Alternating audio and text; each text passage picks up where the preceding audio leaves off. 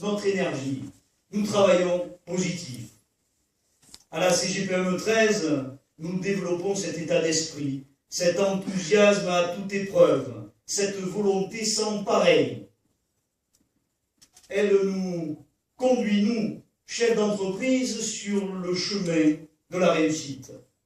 C'est avec cette énergie que toute l'équipe d'entrepreneurs positifs conduit aux destinées de la CGPME depuis plus de 365 jours. Et oui, plus de 365 jours. Nous avons mis en œuvre une véritable stratégie pour accompagner les entrepreneurs et sauver des emplois. Pour preuve, nous avons en septembre dernier rencontré le ministre Lamy pour prôner la prolongation des zones franches. Alors qu'à cet instant, Bercy souhaitait la suppression. Et nous avons obtenu cette prolongation et nous serons bien entendu très attentifs à la suite à donner. Plus récemment, nous avons porté la voix des TPE-PME aux oreilles du ministre de l'économie, Arnaud Montebourg, pour lui dire combien les entreprises étaient en difficulté. Problème de fonds de roulement, de trésorerie, de marché. Il y a urgence à agir. Nous lui avons rappelé que les promesses d'allègement pour 2015 jusqu'à 2020, les entrepreneurs ne pouvaient pas attendre. Il faut agir immédiatement. Nous lui avons fait part aussi, chers amis parlementaires, Madame la Ministre, de quelques petits aspects délicats, voire désagréables de la loi Sapin, pour ne pas la citer. J'en prendrai juste un exemple. Sur les nouvelles contraintes qui vont être imposées aux TPE, PME, avec le compte personnel de prévention de la pénibilité. Belle invention, mes amis.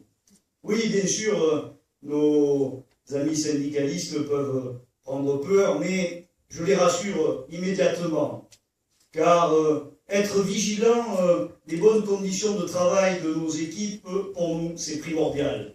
Je vous rappelle que nous sommes des petites entreprises et que nos collaborateurs sont la chose la plus précieuse dans l'entreprise et ils ne sont pas interchangeables comme dans les grands groupes. Donc évidemment, le chef d'entreprise en prend soin quotidiennement. Et quand on entend ici et là, dans le décret d'application qui va voir jour dans quelques semaines, voire mois, bon, j'espère peut-être jamais, est prévu, par exemple, qu'un collaborateur qui travaille exposé à une température, je suis sûr que ça va vous faire sourire, à une température de 30 degrés, plus de 90 heures par mois, Madame la Ministre, il sera considéré comme travaillant péniblement. Alors, quid dans notre région, quid dans les dom-toms, où les températures, comme vous l'avez vu aujourd'hui, sont souvent au-dessus de ces températures qui, dans d'autres régions, peut-être ne sont jamais atteintes, mais chez nous, on a ce privilège. Alors, au-delà de cet exemple, chers amis, toute cette complexité est un peu absurde pour nos petites entreprises. Alors, dans ce domaine, comme dans d'autres, il nous semble, nous, TPE, PME, qu'il faut garder la raison et trouver des paramètres pertinents. Et pour l'instant, il faut le dire, en entendant ces propos, hélas, ce n'est pas toujours le cas.